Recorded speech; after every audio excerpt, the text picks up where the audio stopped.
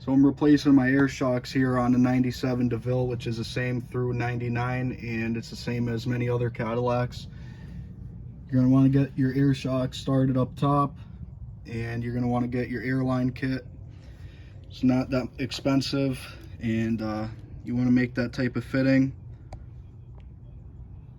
Those pieces come with the kit. You plug it into a bike pump, and you give it a little bit of air so that way the bottom of the shock goes down a lot easier for you to put that into the lower control arm and then put the bolt through.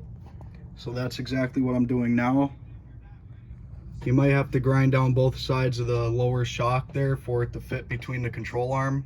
I ran into that problem, so all I did was I grinded it down a little more flush.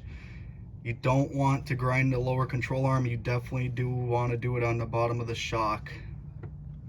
To tighten the top of this air shock, you're going to need an 8mm hex head like this one here, and depending on what nut you got up on top, mine takes a 24mm wrench, so you want to tighten that down. I'm not really sure how to run the airline. I didn't see how they were before, but I'm going to run mine through that way and zip tie it to this ABS wheel speed sensor wire, and then I'm going to get up under there and connect it.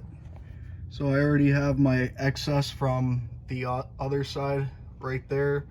You can see the fitting on the air dryer up there. That's where the two airlines come out of there. I don't think it matters which one that goes to whatever side, but I have it all zip tied up here, some excess, and I'm gonna have some zip tied up in here because that's the airline there.